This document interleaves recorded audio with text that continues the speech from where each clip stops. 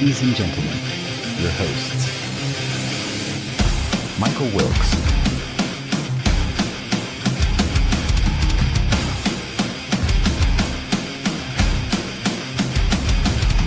Angel Ortiz,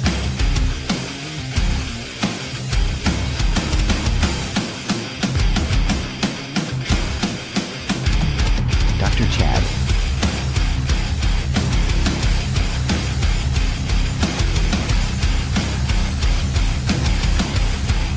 and Sam LaCavera.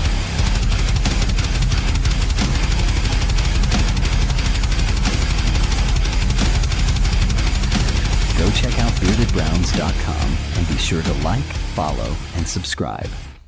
Enjoy the show.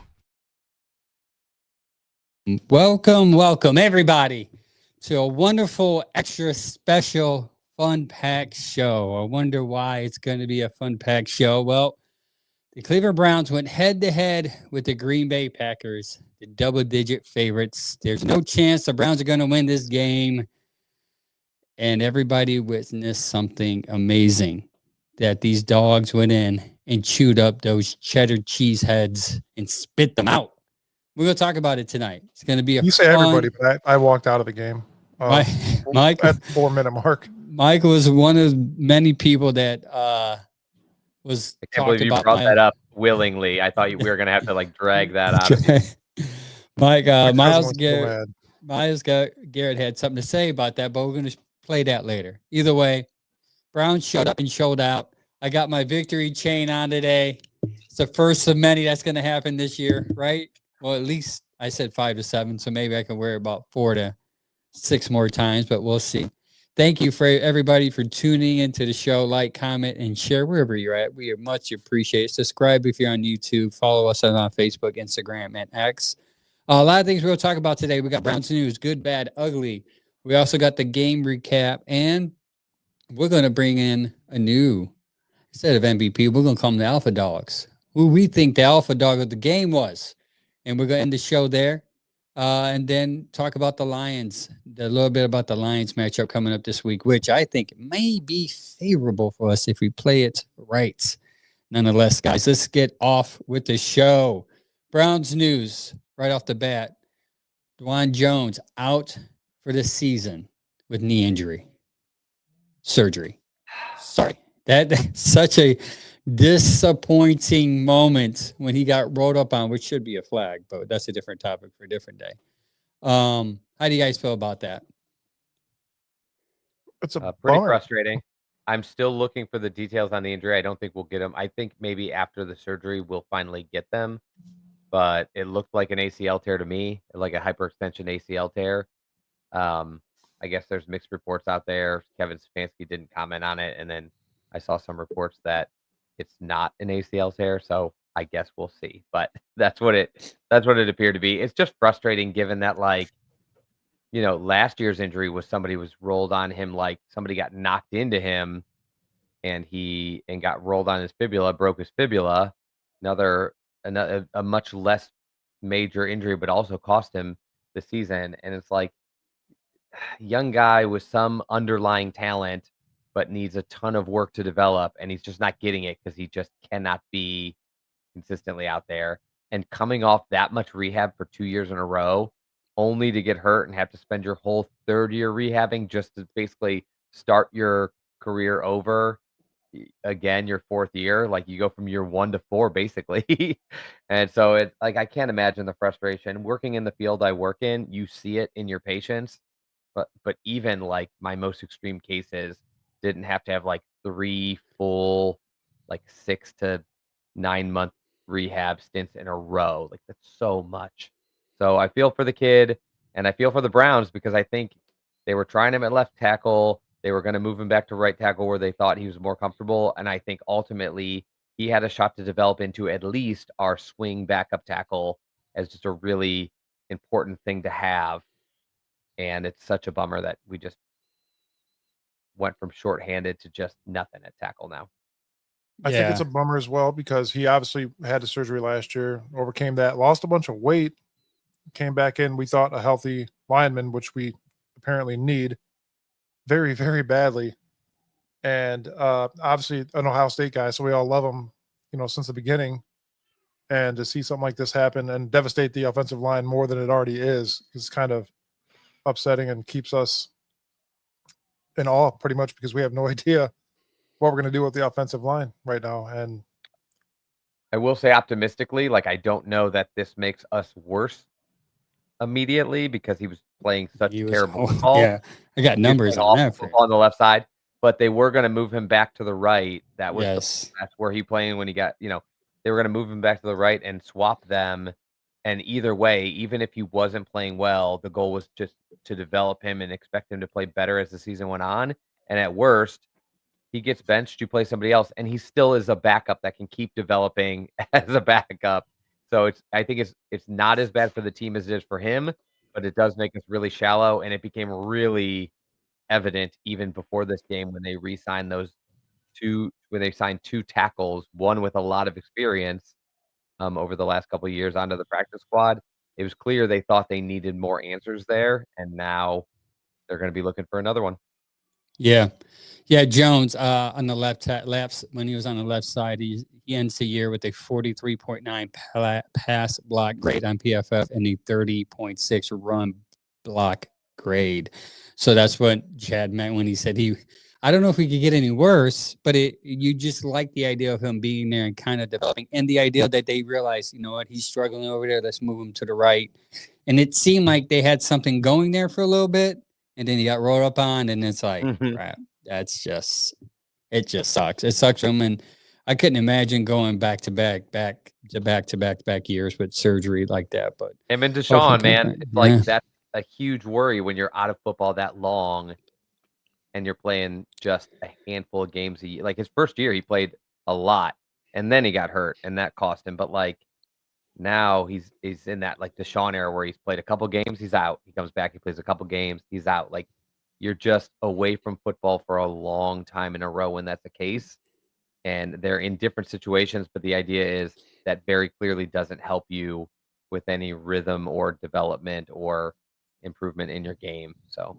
Yeah. Well, for that matter, on to some good news, ladies and gentlemen. Yes, we need it. The ODOT approves the stadium because like that was going to be a problem anyways. But they say, second thought, I guess you can build a stadium over here.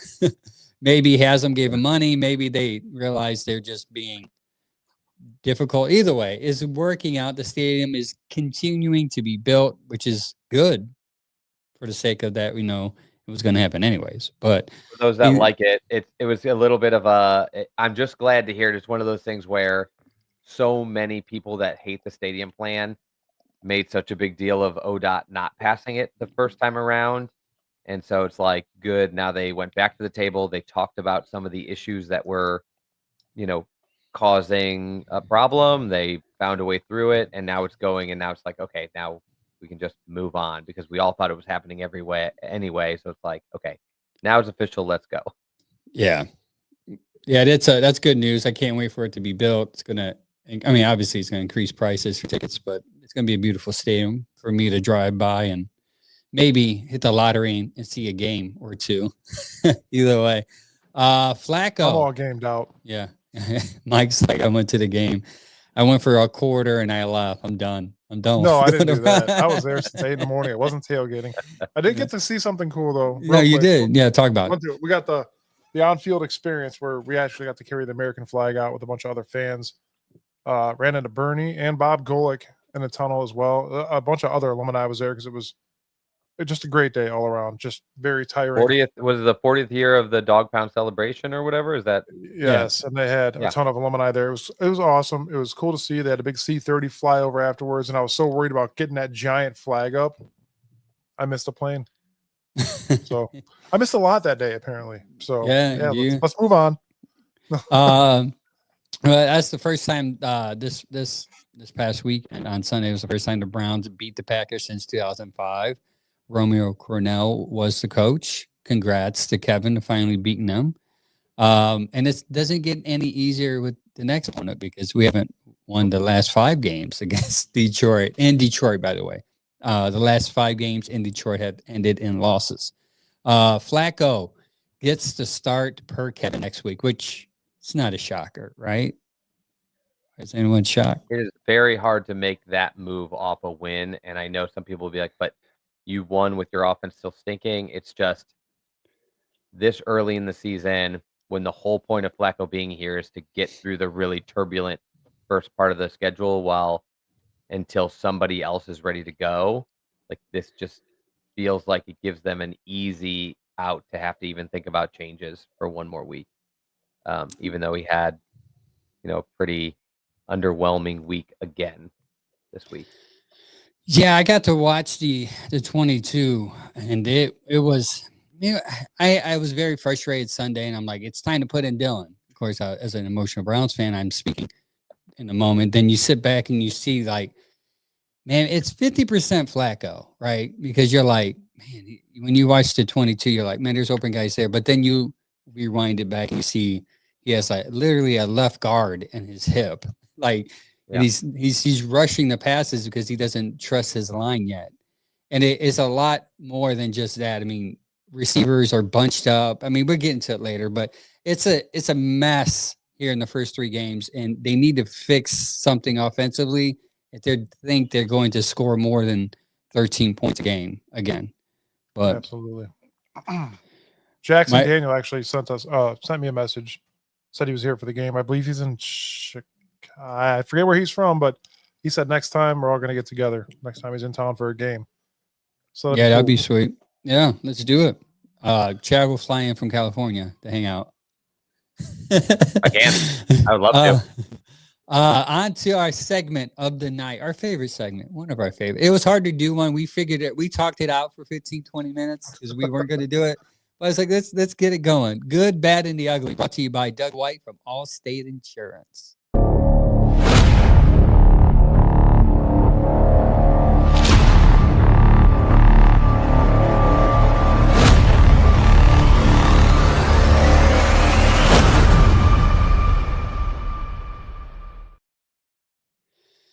Yeah, shout out to Doug White, Allstate Insurance. Give him a call for a cheaper insurance rate. Trust me, it will be cheaper because it was cheaper for me. Nonetheless, good, bad, and the ugly. We went another week without telling who's going to get what. So I'll start off with the good. And this is props to Chad for thinking this one up because it's different. I like the idea. The Browns' refusal to quit in the final 4 minutes of the game. And I just sent you guys, and you probably didn't see it because we were getting ready for the show. When Q scored, he said, "We're not going to lose this game." He went to the sidelines, running, clapping everybody, doing those cool handshakes that they do, and he was saying expletives, but he's like, "We're not going to lose this game." And that momentum, that just energy, just left him. And obviously that touchdown meant more than what it looked like on screen, and they just didn't quit. They just balled, and obviously Mike missed it, but they missed the field goal, and then Smitty went it in for 55 and won the game. So the reason I like this one too, though, is not that I would normally jump in on a second like opinion on the good, but really like this is a game that people are gonna say on one side like, oh, the Browns pulled out like an incredible one. And there's going to be a huge handful of people, less Browns fans than I expected, but from nationally or whatever, to say, the Packers blew it at the end. Quinshon Judkins' attitude, watching Harold Fannin catch a ball and just blast through defenders as if like this was the last 30 seconds of a game to lead them to the Super Bowl and not game 3 to an 0-2 team. Like seeing the way these guys played, executed, and just the sheer like lack of quit, Denzel shooting around the corner, all that stuff in the last 4 minutes is what leads me to refuse to believe this is the Green Bay Packers blowing this game. The Browns like took this game. Yeah. And that Quinshon quote, it perfectly embodies that. And we haven't seen a team just battle like that very often for the Cleveland Browns.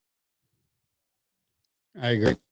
And so I feel like it's only fair for me to take the bad. I'm going to leave the ugly for the end. But of course, the bad is the Browns still have no answers on offense, and they if I got this stat right, and I think I did, the Browns offense only crossed the 50-yard line 2 times that entire game. And that means they were never even threatening this Packer team. Like they're right now, they are not a big play team, which means they need to drive the ball down the field in elongated drives. Yeah. And they didn't. They only made it across the 50 twice, and one of it was right at the end to set up that field goal. So until there was 6 seconds left, they had only crossed the 50-yard line with their offense Twice. one time. And Yeah, that's once. Yeah. that was it. And that's a joke for an offense. And so you don't want to find too much bad in a win, but that is the bad. They need answers. And that's what I Real love about our podcast. We're being real, right? We're like, hey, we won, but this stuff is kind of scary. So like we're treading ice here, but we pull one out. And typically a Browns team doesn't pull one like that out though. Like they give up with 10-0 with 3 minutes left. Yeah. So yeah. Mike, you want to get the ugly? Oh, sure. Why not? I'll take the ugly here. All right, guys, ready? So me, my cousin, and I and her boyfriend were standing there on a patio, pretty much part of the stadium, and it would have been a southwest corner of the stadium watching. And it started downpouring for a little bit, and she got so bad, and she wanted to leave. So I was like, you know what? Forget it. Let's just leave. Let's just do it.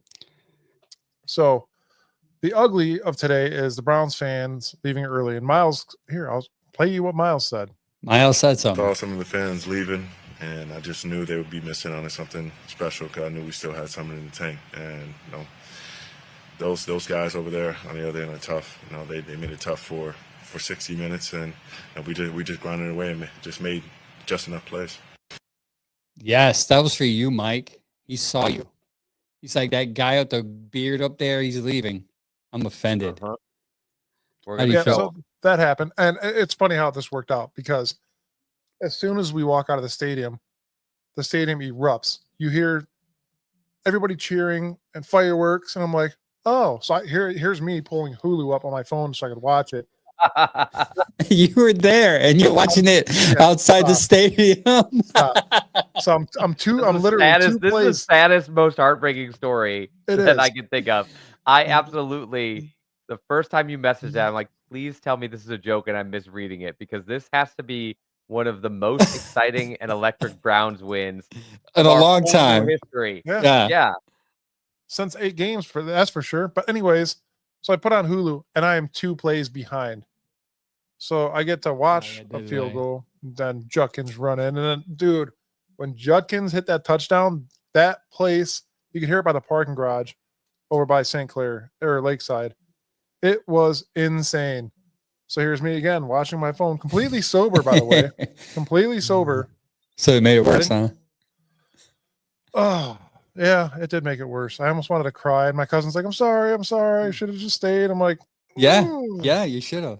You'd never come into a game with me again. That was a legendary win in terms of like being able to pull something of that off in any situation, but especially as like a giant underdog to be, to have that big of a spread behind. And that's exactly where you were with a couple minutes left. And they stole it. They stole it. So here's the thing though. I'm sitting there watching and we got the ball with like 8 minutes left, 9 minutes maybe.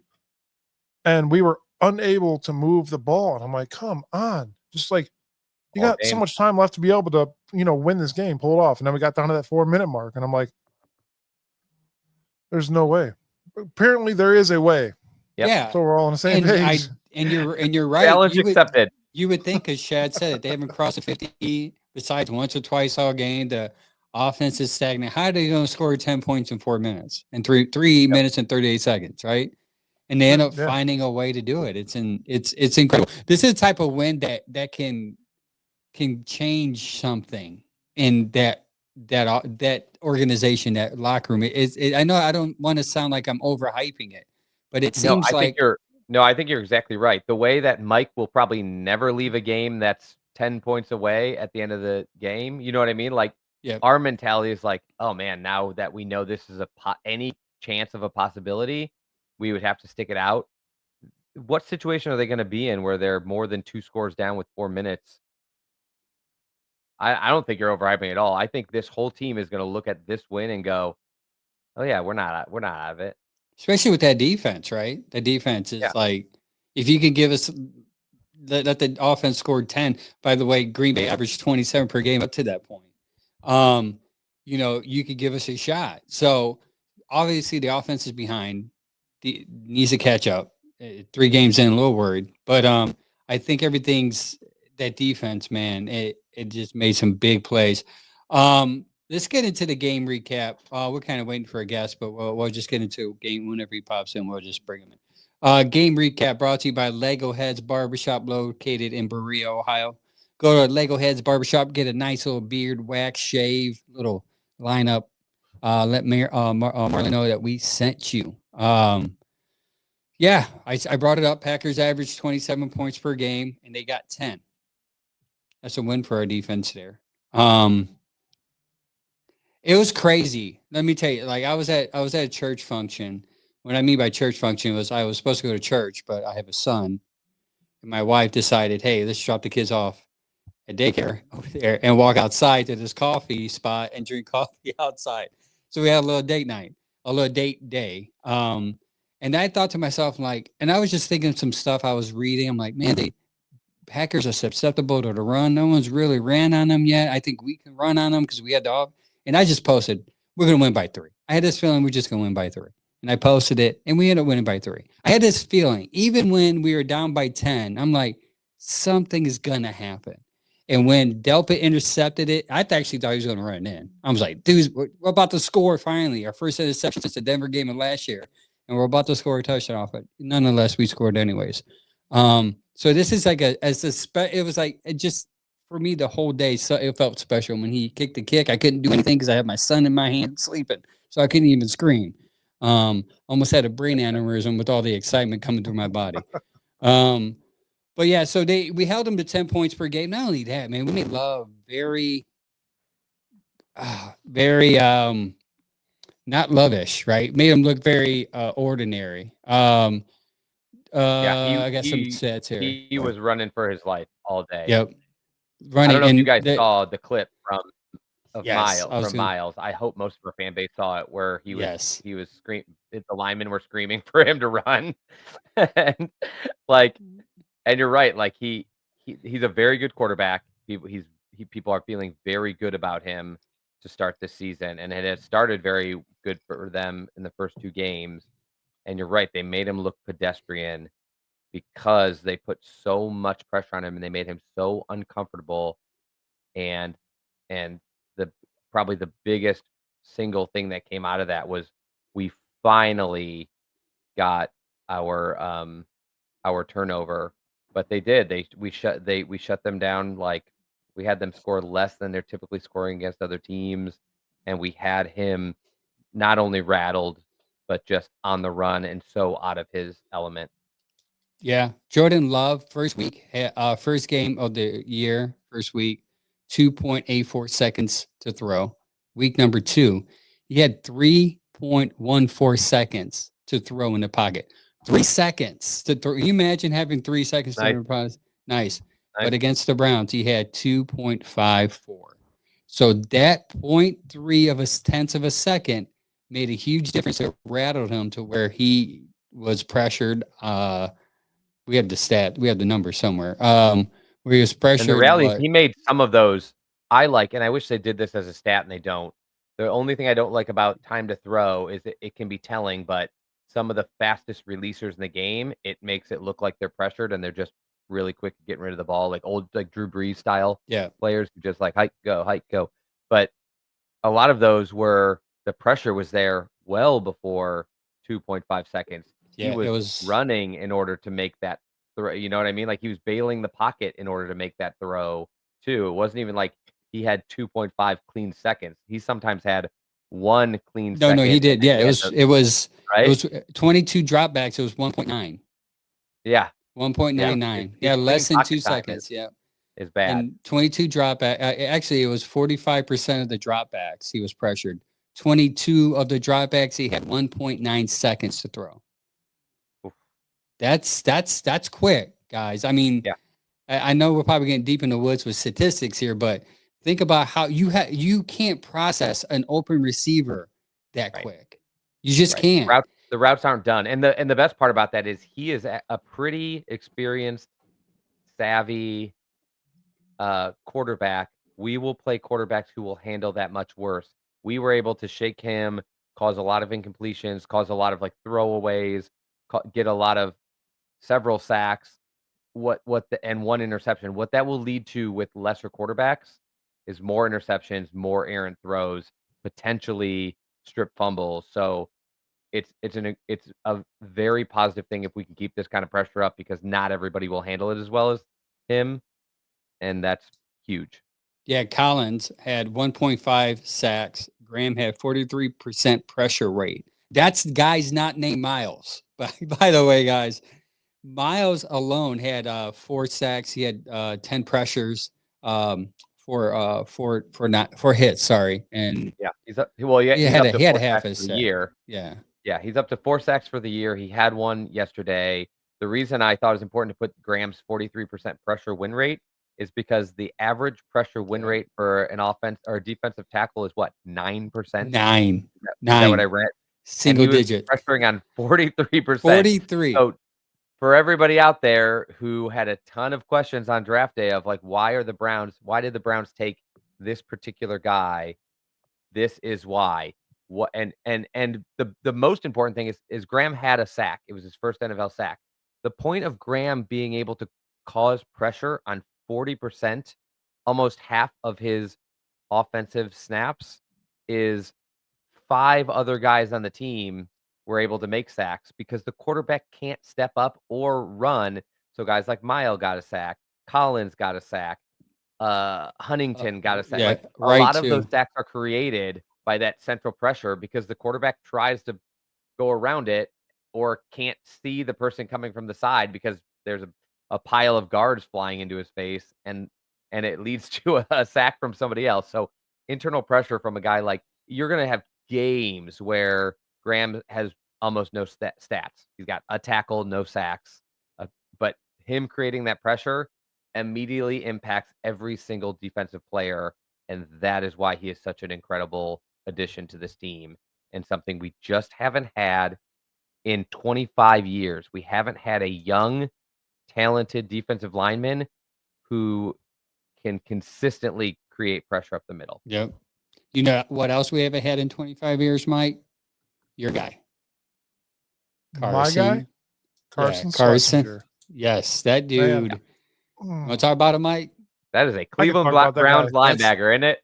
Yeah, that's Mike's I mean, guy. if I ever seen one, that is my guy. I bought his jersey, and every time he had a big play, I would like point it out, and somebody was even like, "Man, is that a Schlesinger jersey already?" I'm like, "Yeah, man, you guys got to get hip." Like Yep. it was. I felt good wearing that guy's shirt today. That day, It's and nice for you to have it so quickly. It is really cool for you to be able to be at a stadium and people to see that jersey so instantly. And I'm very risk averse to buying anyone's jersey early, but I backed that one immediately. Everything you saw from that guy in the practice field to preseason to carry it over to now, I just can't believe how good he is so early. And again, it's different from JOK because not only is this like immediate, and JOK took some development time, very almost hybridy safety-ish type of a body type and athleticism.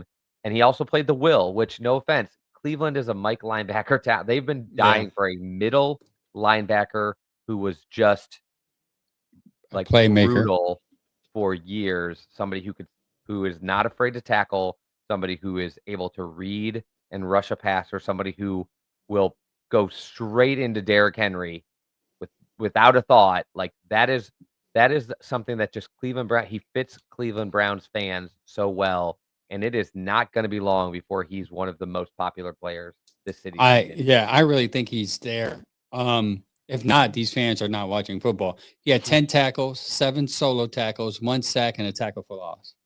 Mm-hmm. Did you see, Mike? Were you there when he tackled Love when he got like 20-yard dash and he tackled him? Just came across from the midfield and just smacked him. He was a spy. Like if you watched the 22, he was spying him just in case he was going to run.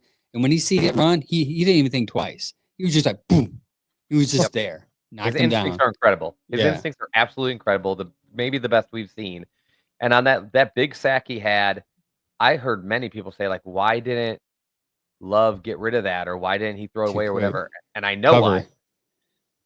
I don't. Here's what I think. I think he was back there, and Love is a pretty mobile guy. He's shifty. I thought he thought he was gonna shift, and Carson was gonna miss him. And we've seen so many years of these linebackers just launch into a guy, and I Yep. thought he was gonna like try to slip him to the left, and then he was gonna try to either take off or throw it. And Carson just got his arm out and just clotheslined him, and it was like, nope, not slipping away from that tackle, like no chance. That My was my thought cousins- anyway, because he looked like he was gonna try to like tuck the ball and dip, and it just didn't happen.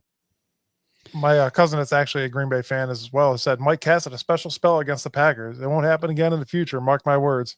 He told me that last week too, and it didn't work out well for him. So So Sorry, when TJ. next time you go to the Everybody. game, Mike, you have to leave exactly what you left in order for us to win. That's a new thing. You just gotta go. and You here, gotta leave while we're- every time. 4 minutes while left. we're- See ya.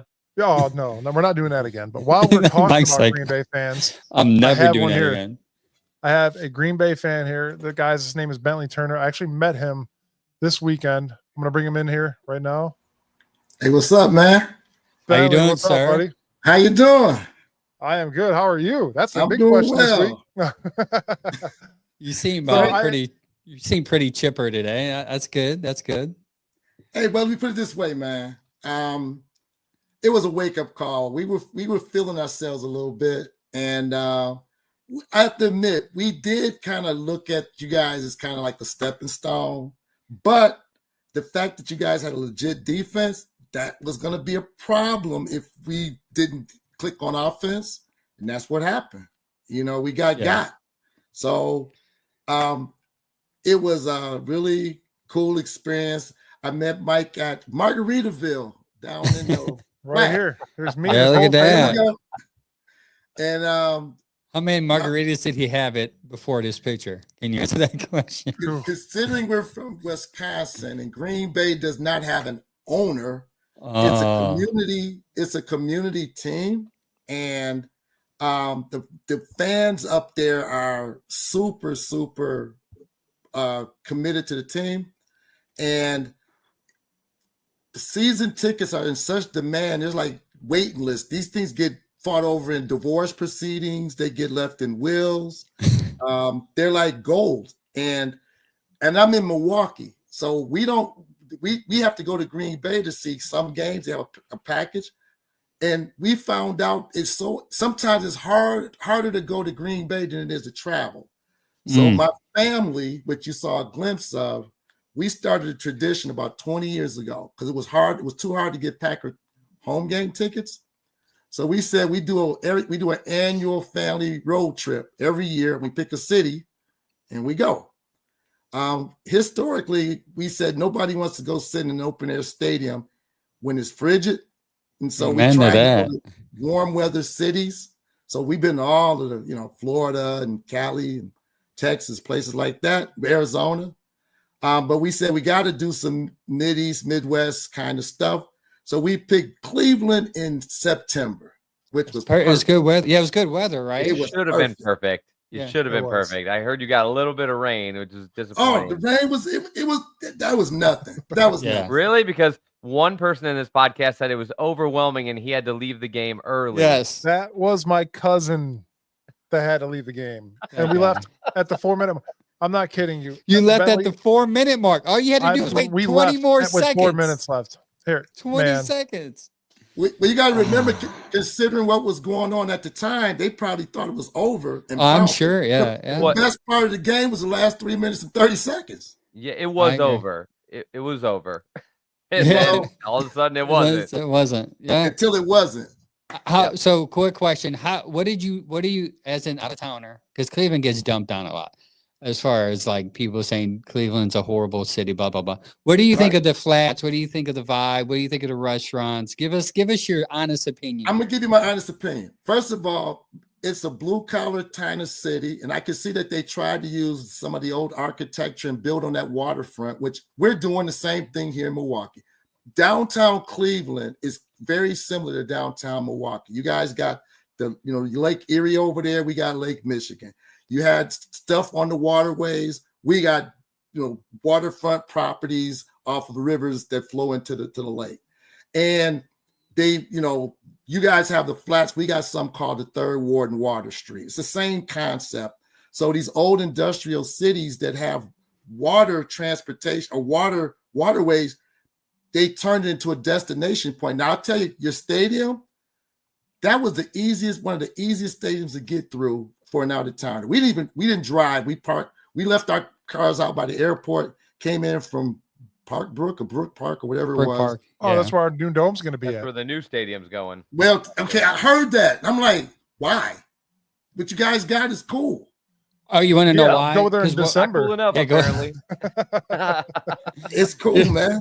Oh, it's outdated, man. I'm speaking. I haven't been there in years, but it's outdated. It doesn't have a roof. It's just ugly. And it needs a lot of repairs done. So what they've done was they're going to build this beautiful multi-purpose use dome, which everyone's doing nowadays, other than Green Bay, because you guys. Other than guys are Green Bay, legacy. they're not. Yeah, you can't do that. You're not You gonna guys do it. can't do that. Yeah, because You're you not gonna guys do are history there. That's history, right? It's a historic. Yeah. Green Bay is like a historical Yeah. artifact, and they want to keep. Now, they don't get me wrong. They have renovated that stadium, but they've done it in such a way that while it looks new and modern, it'll be open air. Because we were like, are we gonna get a roof? Because Minnesota got a roof, Detroit got a roof, No, Chicago.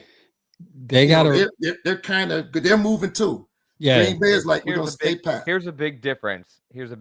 And Green Bay is one of the most unique football towns that there could possibly be. I would say the big difference is it doesn't matter if you have a roof. Green Bay State, that is a football stadium, and that's a football, like, it's in a neighborhood. Like, that is a different thing. Where I think where it becomes different for Cleveland is trying to compete with places like Indianapolis and Pittsburgh and others for things like concerts, final playoff games for NCAA. yeah. And they're going to lose that every time with the open air stadium. That's and the they main will reason. win some of those bids if it's a closed stadium. So if you want to have the college national championship, and that's just not something that's on the Green Bay radar because, like, it's in a town. It's not. I mean, if the stadium was in the middle of Milwaukee, it might be a different thing for you guys than where it's actually at. And I think that's the biggest That's thing. true. With it is, That's true because you do what you said. We got a new basketball stadium a couple years ago, and they made that whole. They took the concept of putting a destination near the basketball stadium, and so it's the Deer District. It's pretty cool, to be able to go down there and watch a game, and they always got stuff going on. So you're right, Green Bay is purely a football rabid place, and so we got to get our NFL fix by going to Green Bay. all it took was Taylor Swift skipping Cleveland in her last world tour, and it was like stadium. Yeah, we need a new dome. stadium. And the benefit of it is right by the airport. So those that come in for concerts, they can fly in, stay in all in one area, and then you're there and out. I'll be Um, honest, if it could have a retractable roof and it could stay downtown, I would That do would be it. But awesome. about the only way they could pull it off was sticking it in a new Yeah, spot. that thing is too old for a retractable dome. But the game. So you were feeling confident even with a 10-0 lead, which Yep. understandably we didn't even cross the 50. Chad brought it up until like the field goal was it actually, other than Delpit intercepting the ball. I think we crossed the 50 one time before that. What was your vibe with 3 minutes ago? You guys were like, yeah, we'll go home. The vibe was all we got to do is get. We first of all we figured we would get at least 2 touchdowns. We figured if we get 2 touchdowns, that's probably going to be enough because our defense. You guys hadn't shown any real life, right? Mhm.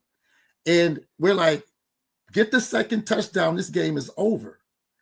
And the fact that we couldn't get the second and the interception is like, we're in trouble because we gave them life, we gave them hope. And our team, at least in my opinion, we're still young. We're still trying to figure this thing out. And Flacco, old established player, he threw the ball 36 times, which I was shocked. I'm like, why did he throw so much, right? And you They- throw he- 45 to second- let. Currently second in the NFL in pass attempts. That's I couldn't believe He's it. Like, tied with he threw the first ball with, 36 Dak times. Prescott. And I'm thinking, one, we got to get to him. We got to make him uncomfortable. And that really didn't happen. And two, he didn't make this. He was a vet that didn't make the mistake. We have an up and coming guy who he's talented, but he does have a tendency to, it's mental. He's got the physical capability, but it's mental.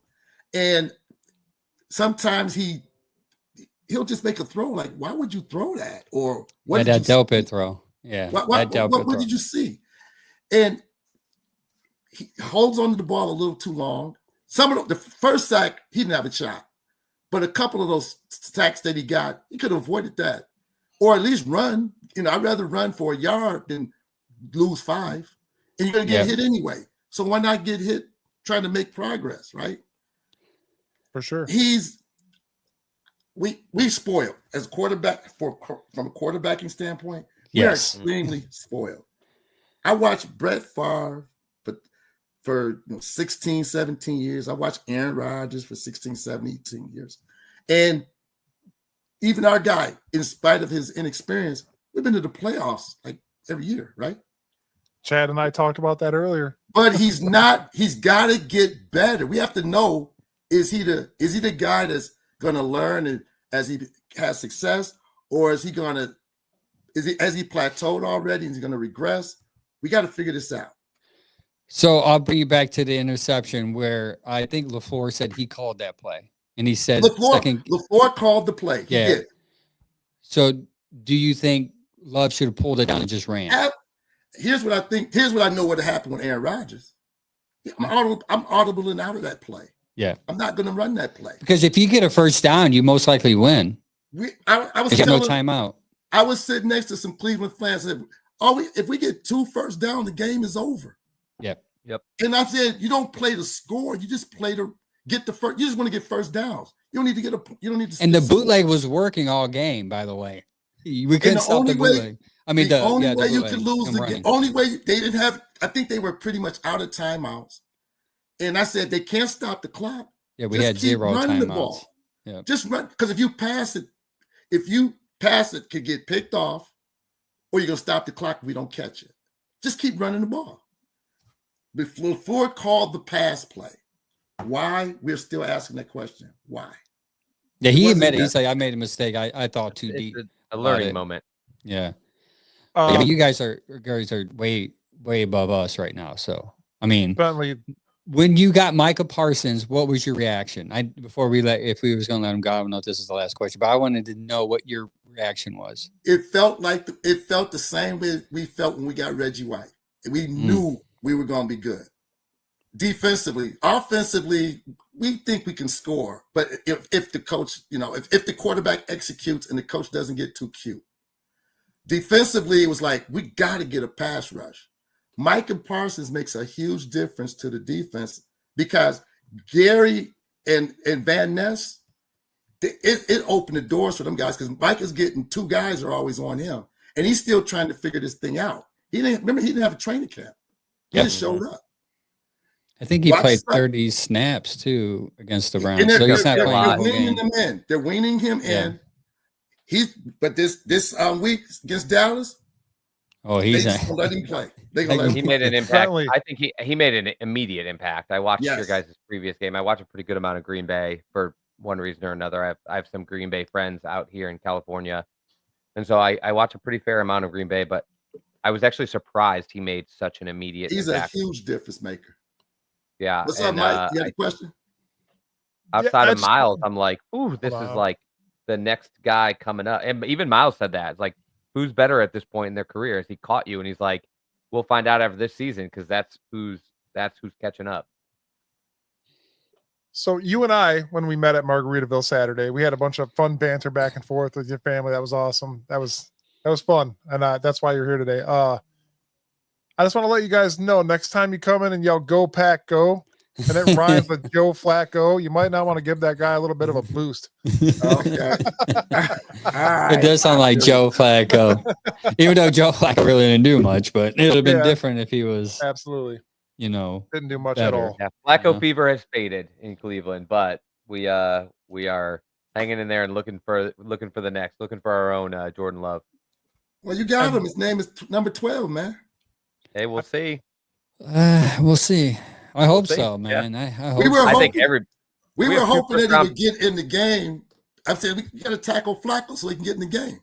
No, it would be They would put Dylan. in Dylan. Yeah, they would put in Dylan. Dylan's Yeah, it would have right been now. Dylan. He's at the emergency. I will tell you, it is only a matter of time before he moves up, before that depth chart takes a little shift, and I think most of us are expecting that in about 2 weeks or so.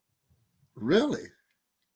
We'll Yeah. see. Probably. I'd say But- after the Minnesota game, look Agreed. for it. Definitely after the Pittsburgh game, it's going to happen. But I'd say between after the Minnesota game, at Pittsburgh, Dylan will probably start. Or after He'll that. he'll be out in October. It's hard to believe he won't be Yeah, out. especially Flacco would if have to Joe really come Flacco's around. playing like this. Flacco, I mean, if you want, look at the 22. I mean, So Flacco's I already. do have He's not I do getting have any a better. question for Cleveland fans. Is Watson still on your team? Yes, Unfortunately, yes. he's on Technically, injury. He's on 4 Pup- game pup list. pup list. Yeah, Why? You Five-year cut him guarantee. because you pay salary. him Literally, 240 salary. million reasons why he's still on Yeah. the team. apparently, if you cut Is a he player taking who I has mean, go ahead. apparently, if you cut a player who has his salary kind of pushed out to future years, the cap hit you take is all of that at once if you cut him early, which is the reason Dead he's money. still here. And Wow. So we instead of, need like- we need all So the money if we can cut get. him this year, his dead money is $90 million, and you have to cut half the rest of the roster to get under the cap. So it's easier to They pay push him it the 40 back. Yeah. than to cut him and make it 100. So is he like on the roster with a number? Well, I could. This is what I have my theory. I can tell you my theory. I don't think Sanders will see the field this year because I think Watson will see it before him. Ooh, Ooh, Shots why you say that? Okay. fired. wow. And I'm We're only gonna talk saying about that. that later. And I'm only saying that because I personally think that Sanders isn't there yet developmentally for them as a team, as an organization. They see him not there yet. So I wouldn't even be surprised if he plays this year. I don't Now, agree that's with just me that. I speaking- don't know if we're gonna ever see Watson again. I- But we'll see. I wouldn't be surprised, my Hey, guy. This is Cleveland. We Bentley, do crazy things um, here. Oh, it is. Bentley, you guys don't know this yet, but I'm going to put up a picture and I want you guys to guess the coach and one player on this team, okay? This is from 2002. Oh, I You see can't. that even guy up see- there in the middle? Oh, I'm old, man. I can't see it this far. That's Bentley up there, the coach. Oh, right? okay. I see. Look Hold on, who's let me right look at below this him one. to his left. 68. Yes. Do you guys know who that is? Nope. I mean, he looks like a Tell him, 10-year-old. coach. Is he 10? Tell him, coach. Who blocked the field goal? Harris. No way. That's you Shelby serious? Harrison. Shelby It's Harris. bad. Wow. Look at That this. was By the cool. way, apparently that is not Crazy. a fluke thing. He's apparently blocked several, and he also has led the league Of in course. batted down passes Absolutely. He multiple taught him, years. man. I don't He know taught what him you were that. teaching him, but he listened. I had him for 2 years. He's number 73 in that one. Wow. Wow. That's That's awesome. actually really sweet. It Yeah, is. That's It cool, is. man. So you when he blocked that, you was like, I know that guy. I know that He- guy. Probably He- all misery until you got to like sink in, like, hey, that's pretty If incredible. you gotta think about it, the kid's from Milwaukee. He went to a suburban school that had a strong football program. I was part of the youth feeder program for the high school. He was all state as a defensive player. He was like the Micah Parsons of that his year. Wow. Wisconsin, he goes to Wisconsin, doesn't work out, transfer to Northern Illinois, works out, and he's been in the league about 12 years now. Mhm. And I remember him being this kid, very intellectual kid, was built like a man child and could just flat out had a motor that wouldn't quit. Big boy. And now I'm like, I look at his weight and height now. I'm like, oh my God, he's huge. Yeah, 6'3", 300. He still can go. Yeah. So when I crazy saw is- that, I was proud of him. I'm like, if he blocked it, I'm good. He's You have to. 6'3", but his wingspan, according Miles, like his wingspan is like freakishly long. His arms He's are so he's long. always was long. Yep. He's very long, but now Yeah, he's so there's- thick and long. Yeah. So yeah, I thought when I realized, oh my God, Shelby blocked the ball, and I thought, let me go find some. I got a lot of pictures. I had hundreds of kids. I coached youth football for like 10 years, and Shelby just was one of about 10 teams that I had. That's Nice. awesome. Hey, You told me that. But here I'm gonna. Just want to remind you real quick what happened this past weekend. That's what happened this weekend. That's a quick review. Okay. That's what Shelby did when he blocked that field goal. That's what that looked like to us. That's what it looked like to us. You guys have great organization. We're jealous of you guys as continuously to find quarterbacks. If you can have any insight, please pass it our way. If it's not 12, we have high hopes for 12, but I am cautiously optimistic not because of 12, it's because it's Cleveland. So it's like if I trust in a quarterback, it's going to fail. So I'm just going to, just play it by ear. Who's your head coach anyway? I don't even know who your coach Kevin is. Stefanski. Kevin. Okay, he's an experienced guy, right? Yeah. I mean, we'll see after this year. Hopefully. Oh, who's the GM? Is Ozzie still? No, he went to. No, Andrew Berry. it's Andrew Berry. Andrew Berry. Okay. I mean, we've been through some regimes now. We've had some, GM changes and team president changes, and we've evolved, but they always seem to get it right. Well, I don't know what the secret sauce is. Whoever the board of governors are for the Packers organization, somehow they got it figured out. And you guys finally found some receivers because that was Aaron's problem. You guys seem to find. Well, no, here's the deal. Those receivers, except for the rookie, those receivers were there when Aaron Rodgers was there, but they were all young guys, and he wasn't necessarily feeling, I want to throw to a bunch of young guys. He still had Driver, and it was Donald Driver. They had let Jordy Nelson go. Is it Adams? Devontae. Yeah. Devontae Adams. Yeah. So they've always had these guys, but LaFleur's doing it by committee.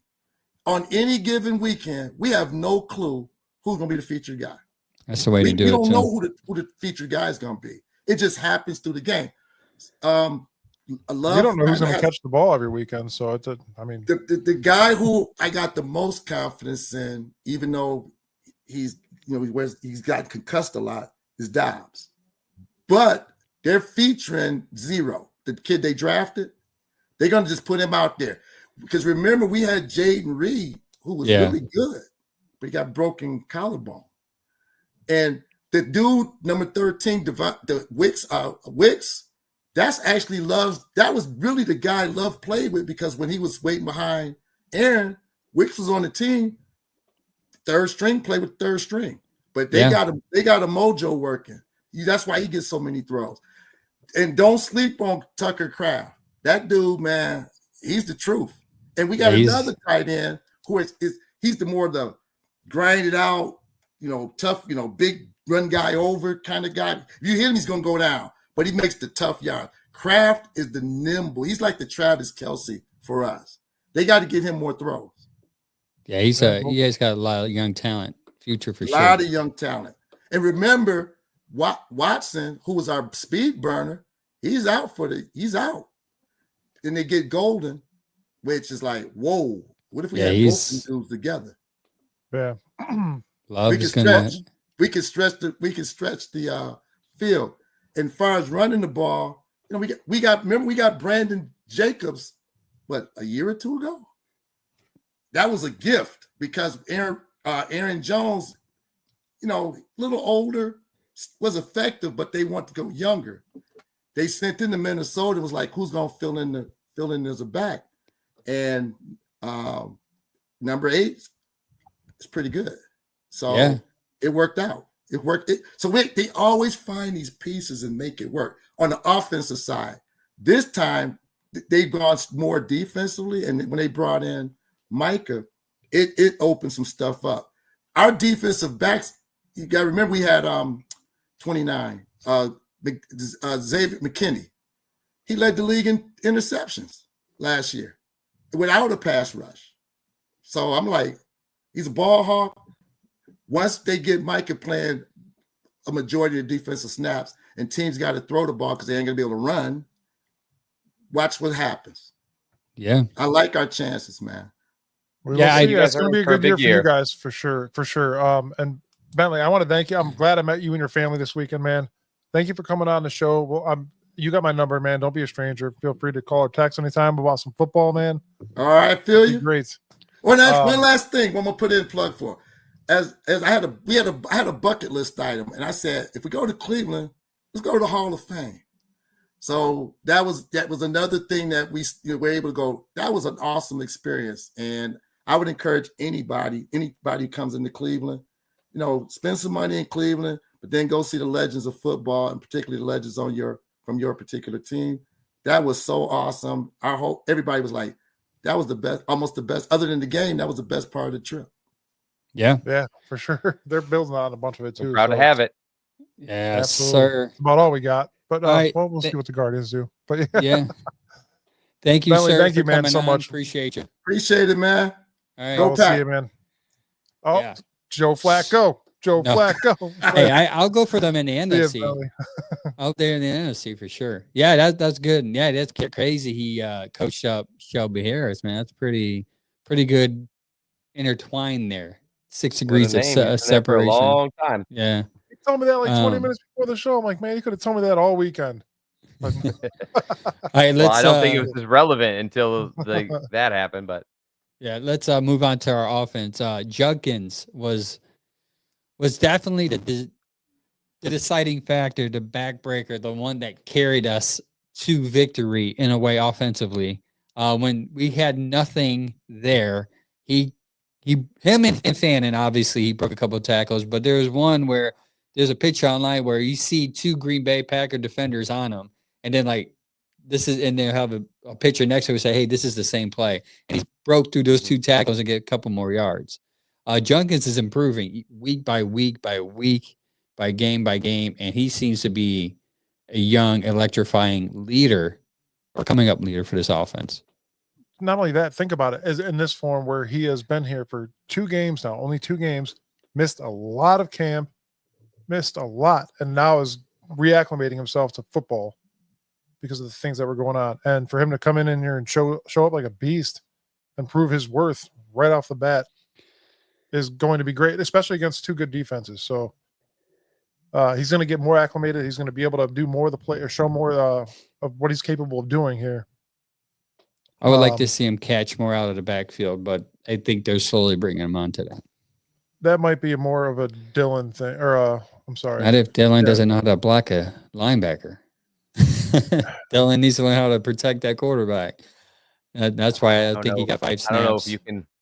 I don't know how much you can learn. I mean, I can't say. I'm not going to say he won't improve, but the guy's 180 pounds. Like, I mean, he's going to have to master it just to keep. At least slow him down, chip him a little bit, like hit him in the gut, and then run off, knock him down. Early in his career, it's just not. It's not realistic to think a guy that size early in his career is going to be able to stop.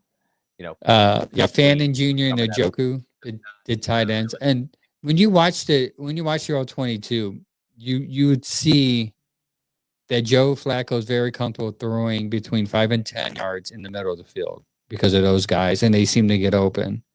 There's a lot of issues going on with Tillman and Judy when they're bunched up on the side and they're in the same area constantly.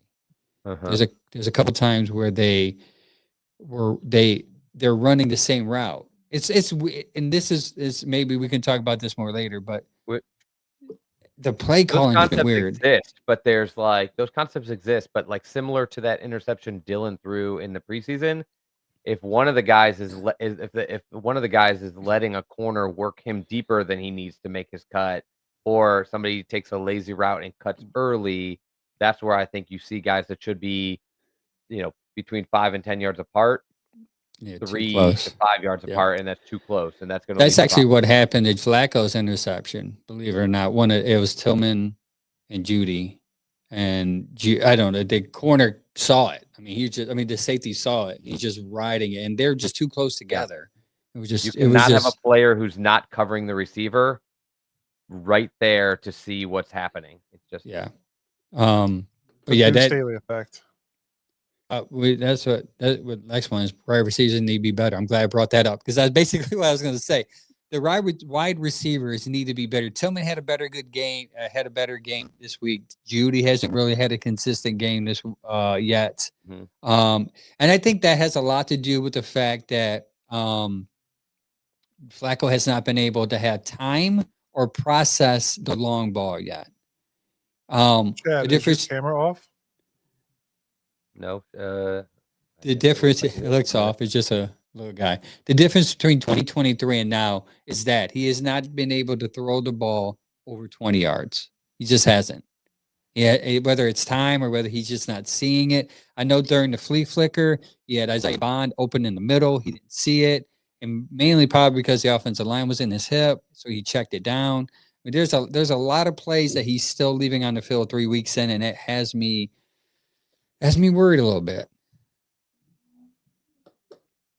But again, O-line banged up and bad. That's probably why Flacco can't read quick enough, can't see. So it's not all on Flacco. There's something to it. But it's So just when I was ahead. at the game, you seen Joe Batonio out there warming up with the trainer, getting stretched up and everything, and it was hit or miss whether or not he was going to be even in that game because of a back issue. And he told Stefanski, "I am playing today, no matter what. I'm playing." So Yeah. I give him the guy the heart for that. I Yeah, don't want Kevin him said injured, he but he's couldn't still even beat up. walk. Yeah, Kevin said he Yeah. couldn't really walk. Sons of Arnick asked if Dylan's going to play next week. No, Kevin said that it's going to be Joe Flacco, which it should, because the way this offensive line is playing, the way the receivers are getting separation, the way. Also, there's some confusion going on with the line happening here, where Flacco had to tell Tillman a couple of times, "Hey, stop going in motion." Tillman was still going in motion. He's like, "Stop!" You can hear him if you listen to the game. There's a couple of times we had to tell Tillman to stop going in motion, sit down, settle down. So there's a lot of communication that's still happening. So hopefully they can fix that up. Too, it's the lack of communication. It's just I don't know what's going on offensively. It's just a lot of confusion still 3 weeks into it, and maybe it's because they had this stupid quarterback competition instead of naming one right off the bat. But the receivers are so trying to get it lined up correctly. They're bunched up in corners. You have it's just weird. If you watch the all 22, you kind of get what I'm saying. And I'm not a good person to put stuff into words. That's why I wrote stuff down. But it is confusing to see this offense. And I don't think Dylan's going to help until they fix these things. See, I do. I just happen to think and it depends. Dylan has to actually be good, but I think I expect better quarterback play to help, because I think in seeing film breakdowns for years, even good teams have these. We just talked about the idea with Bentley that who was Jordan Love. The whole NFL considers Jordan Love a good quarterback. The idea is, we talk about play calling. Kevin sucks at play calling. We just lose. That's why we think Kevin sucks at play calling. Yeah. Otherwise, if this were the Browns, people would be like, the Green Bay's coach sucks at play calling. He whiffed on a play, he took a chance on it, didn't work out. I think the result is what's going to change people's perception. And I don't disagree with anything you said. Receivers have some issues to work on. Week 1, we didn't have a running game or our lead running back at all. Those issues existed. I think what happens though is they really are highlighted when you're not getting any good quarterback play. And for Flacco, especially, he also has no mobility. So those decisions lead to him having to throw in weird spots when things don't look great, where another quarterback might take off. And I don't think it'll fix our problems. It's not going to fix the O-line. It's not going to fix drops from the receivers. But what it will do is make enough positive plays that those seem like, okay, mistakes happen and we're fine. We move through them. Now it feels like mistakes are all we're seeing, and we're not seeing anything on the other side. Not like, wow, we had 2 drops, but boy, do we have those 3 great touchdown catches. Those don't exist. And for that reason, I'm still optimistic this team has a lot more room to grow. And the other thing, on a totally different note, this team has no consistency and never has for years. People forget, because we talked about we're going back to Kevin's offense. What we forget is we weren't at Kevin's offense. So now Jerry Jeudy, Cedric Tillman just spent all of last year learning a completely different offense.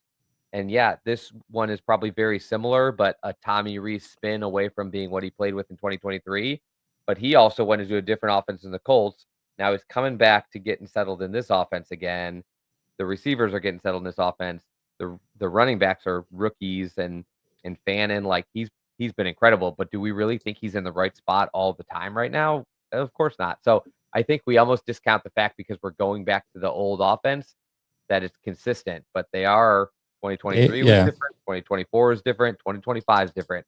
And until we walk into every season with the same offense like some of these teams get to do, it's always the beginning of the different. season is going to be trash because they're trying to figure it out.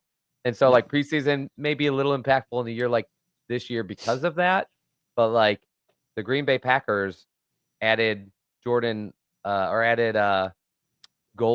Golden to their receiving core. Every other receiver on the team was here last year. Their linemen were here. Their 2 tight ends were here. Josh Jacobs was here. Jordan Love was here. So they walk in just building off last year.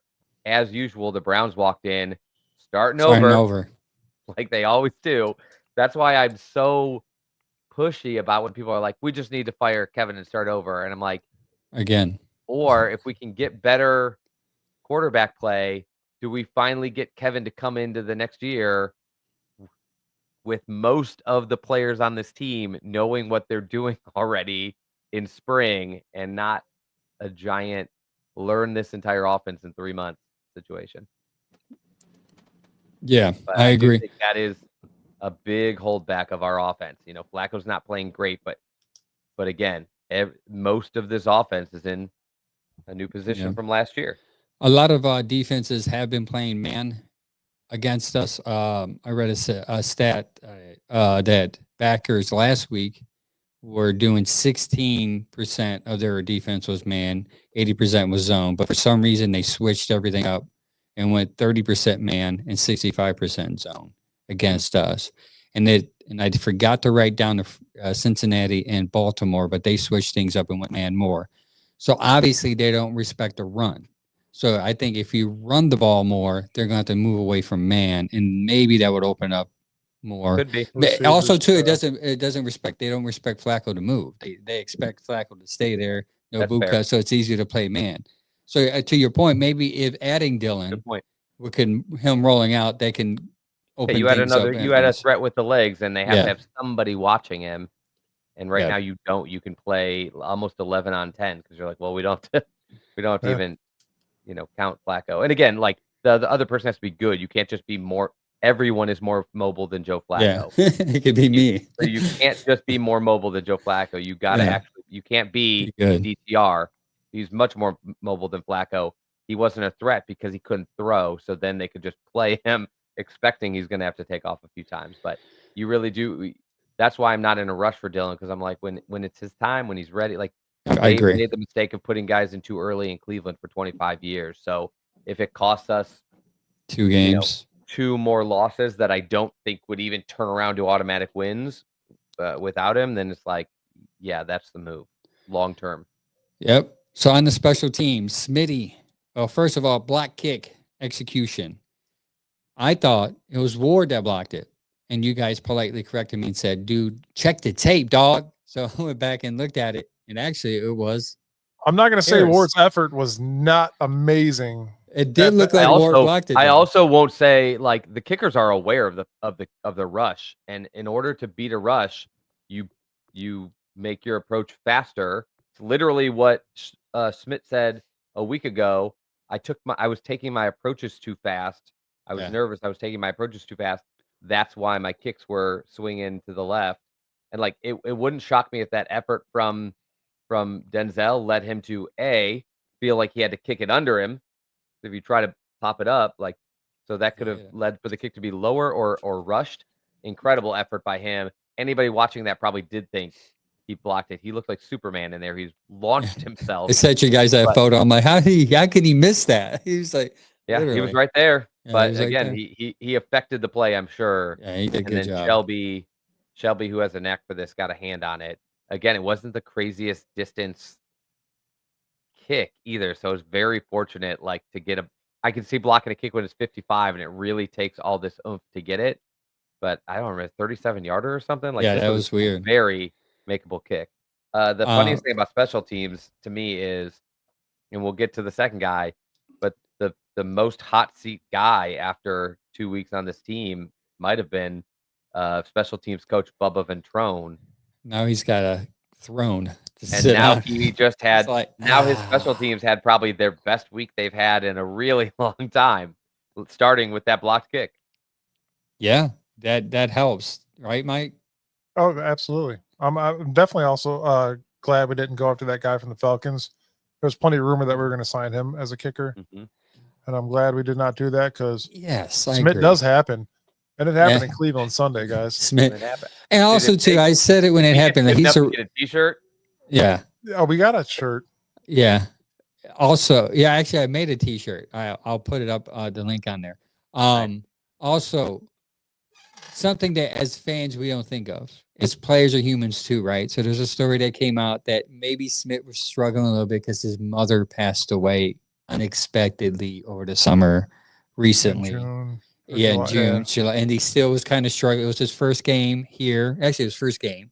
It was a home game, and normally his mom goes to the games. So he had all that stuff going on. So maybe he just, like he said, overthought it, and he finally came out with it and said, "Hey, it was rough for me. I kept it quiet, kept it to my chest, but now I'm kind of like, probably talked to a therapist, and he got it off his chest, and he feels better." I said, he's a rookie kicker. Let's give him some time, and it seems like hopefully we find. I mean, he kicked a 55-yarder. Those things aren't easy. No, and it's And that's it had now room for our 5 more record yards, for by the the way. longest record for the Browns' longest walk-off kick in their history, and we Yeah. had Phil Dawson on this team, so that's pretty impressive. And I think a second note, because you had brought up Young Hoku, who I thought. So when I heard he had to get an MRI on that calf, I thought, oh no, man, that's a Yeah. pretty significant calf strain. Even if it's not torn, is he going to be able to kick? It turns out it probably more likely than anything was precautionary because it didn't look like any. He warmed up fine, took all of his kicks. He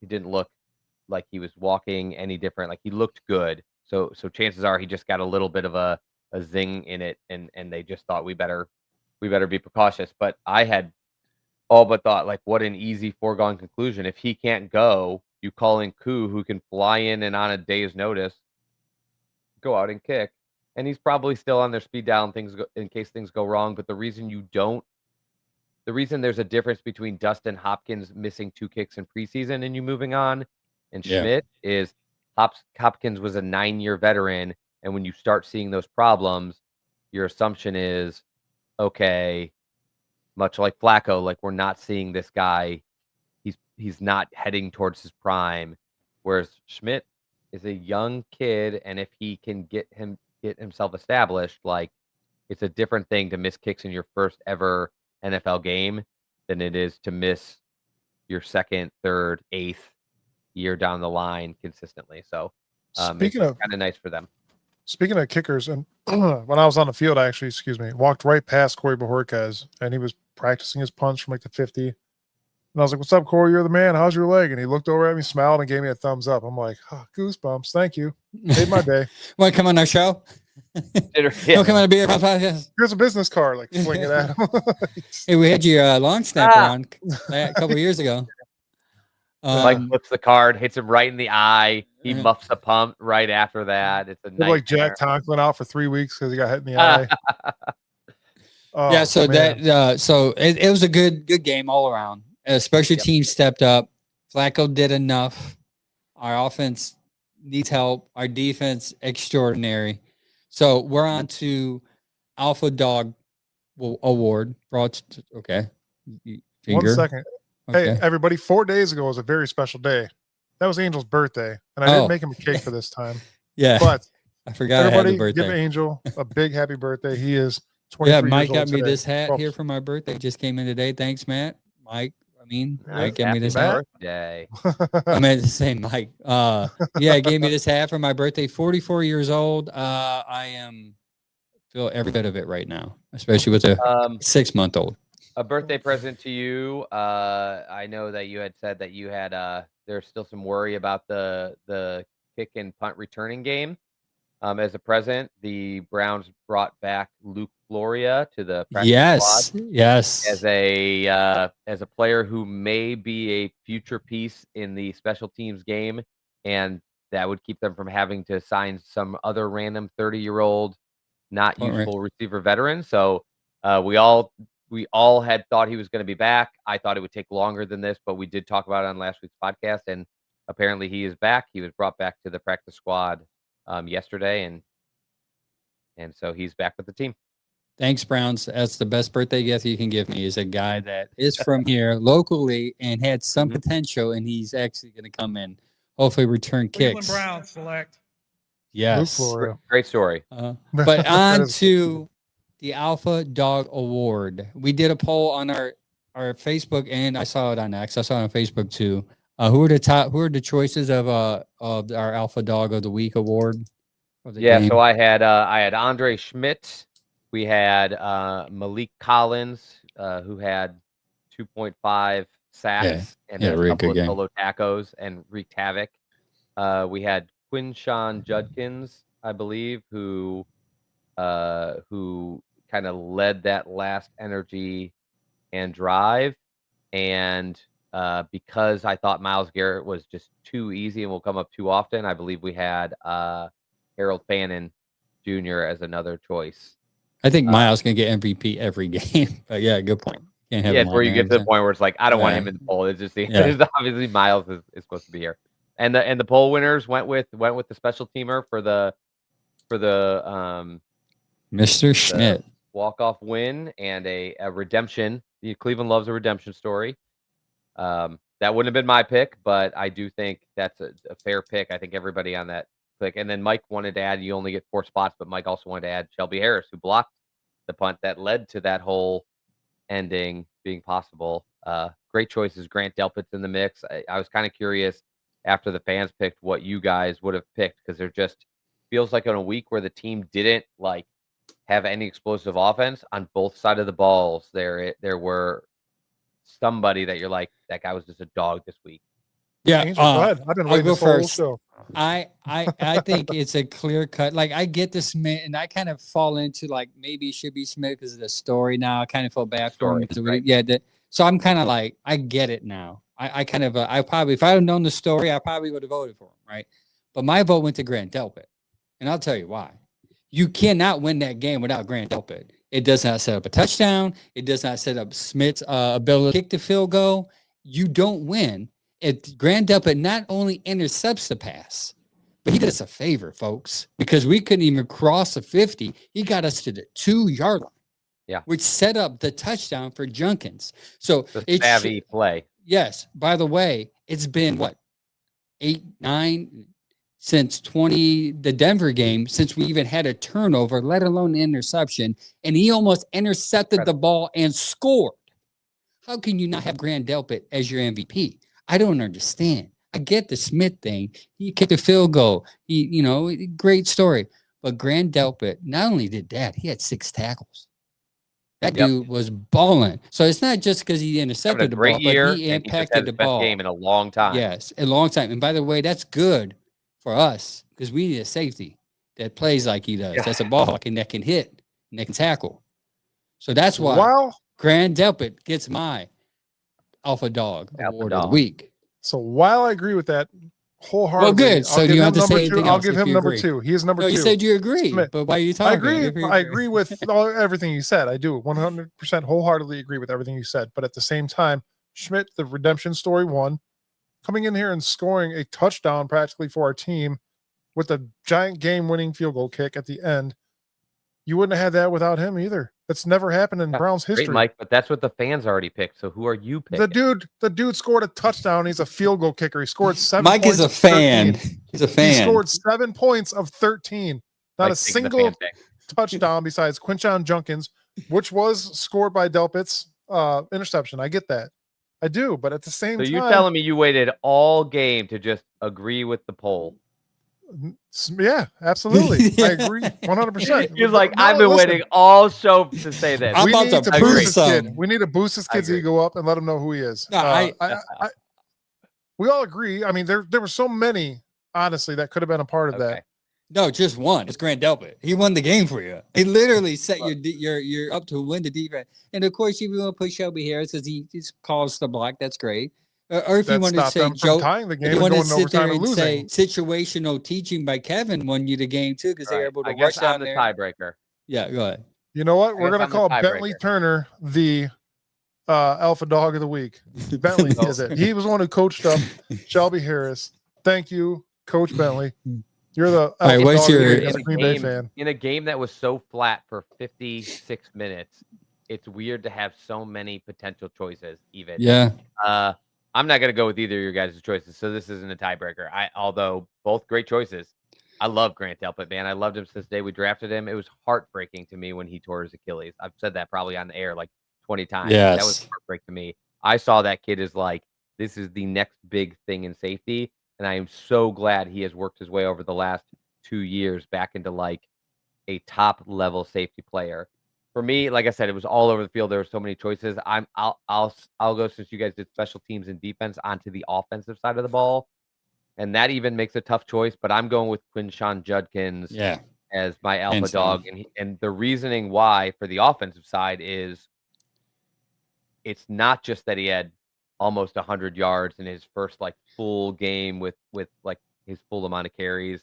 And it's not just that he, made 2 huge carries at the end of the game to just absolutely like burst this team into a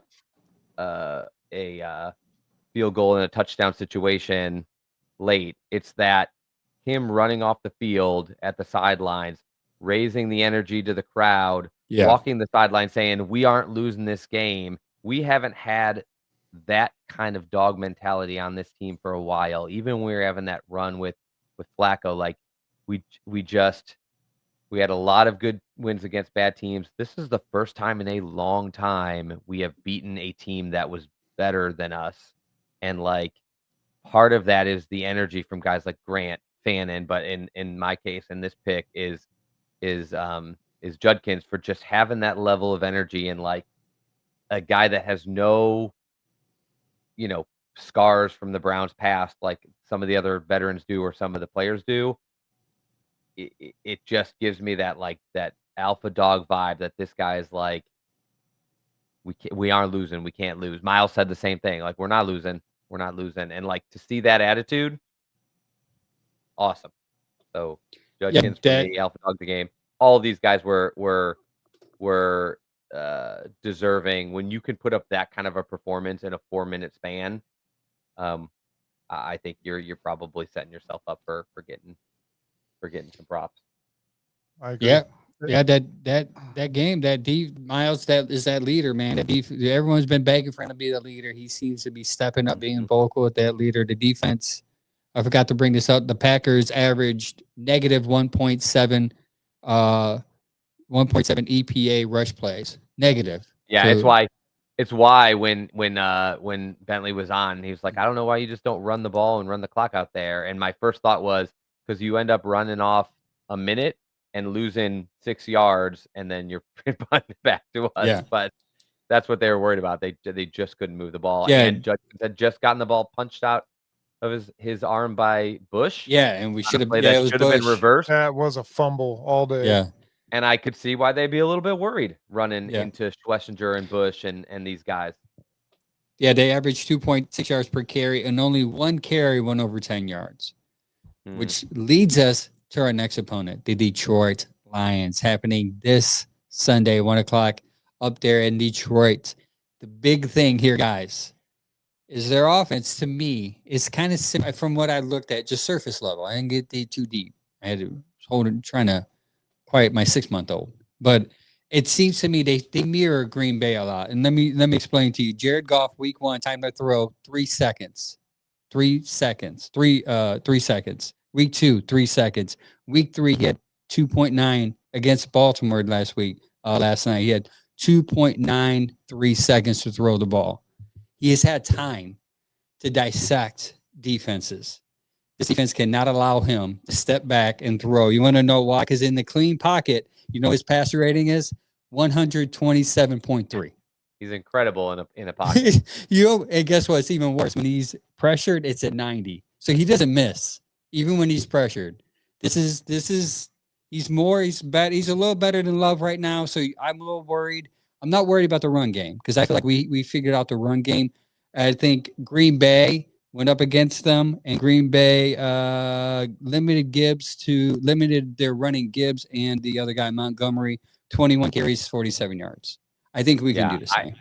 I think they're a very versatile offense, and they're a very tough defense that will get after the quarterback. So in that sense, they are similar to playing the Packers. Now the Packers did beat the heck out of them early, but week 1 football is, who knows. Week 1. Yep. And then they went their toe to toe. They obviously showed they're at the level of the Ravens last night. It was really nice to get to see, them play a night game like right before we have to play them, so you get a really good look at them. I feel like they're just different. Like they have they share the idea that they have multiple weapons that they can go to as far as tight end, receiver, running back. Like they kind of very spread out weapons. They have a little bit more of an alpha receiver situation, less of a Green Bay like anyone's an option. More of like Amon-Ra St. Brown's an option. What's Williams? His name? Williams, right? Yeah, Jameson.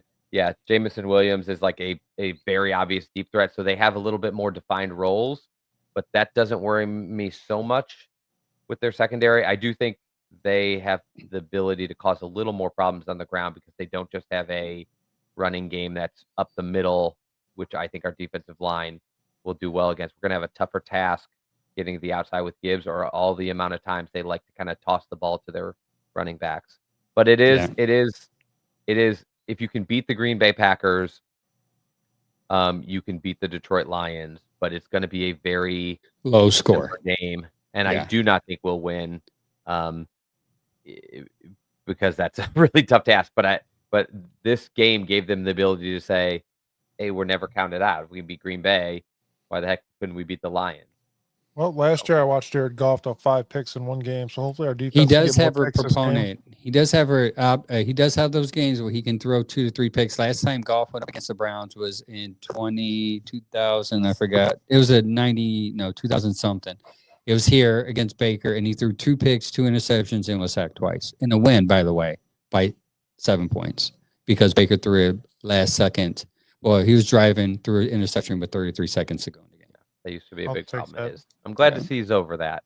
Yeah, and I mean, he has Emeka Egbuka. Dude's like, Incredible. They drafted him in the lower end of the first round. He'll be in the Rookie of the Year conversation. Yeah, he's a monster, and it's not fair. I mean, I can't wait to get to that point where you're like lower tier in the draft and you get a player like that. And you can't. It happens all the time. You can. It's just during the small era where we were picking there, we had terrible GMs. Yep. But yes, Emeka Egbuka is very clear was the number 1 receiver coming out of the draft to me. And that he wasn't. He was just overshadowed by Jeremiah Smith, who will also be the number 1 receiver coming out of his draft. And it's a very telling thing where it's like, yeah, this guy was just as good as we thought. He just was overshadowed by someone else on the team. He's incredible. Yeah, I personally I've learned to love Baker more. I kind of hated him when he was gone at first, but now I'm like, you know what? Dude's balling. Let me love him. Let me just be out. He's you can't hate him now. I can't hate him. I was a little hurt, not because of him, because of our organization. I realized I was deflecting. I should have been mad at the organization. I am, but he's good. I made a post the next that went viral and everybody hated me for it. I blame him for some of the issues here. Yeah. The reality is they just should have both handled it better, but I'm not going to sit there and blame him forever for that. I find myself when I watch him rooting for him, but when I don't watch him, I'm always happy to hear they lost, so I don't have to hear about it all week. Yeah. And so them coming back to win this game is just another week. Luckily, we won. Had we lost, the whole storyline this week would have been like, did you see Baker? And it's like, he lets me drive again, coming down, scoring. Yep. And by the way, did you see that? We'll close the show here. Do you see that run of blocks, field goal blocks that we had during that time There was when like ours was blocked? It was so weird. It was like the axles tilt in the world, and everybody just decided to block friggin' field It was goals. It's the weirdest super thing. crazy, and they all happened at the end of like very close games at around the same time. It was weird. That Yeah, was a weird. weird. Very, That's like I think, an NFL anomaly where you're gonna yeah. be Like, wait, I thought the Browns Video blocked. Why? What? like, Yeah, glitch it in the was weird. matrix. Yeah. They hit the Lastly, block. The NFL story writers hit the block button, but accidentally hit it with too many team boxes many. checked. yes, X-Files. X-Files of a creepy world. Lastly, I just want to give us a shout out. October 9th, Best of Cleveland Awards. We will be there. Mike, Sam, probably, and Mike and me will be here. Chad won't, unfortunately. We can maybe I'll be at a FaceTime national you. conference for my Oh, yeah. work. Yeah. We will be at the Science Center, just hamming it up with Cleveland's best.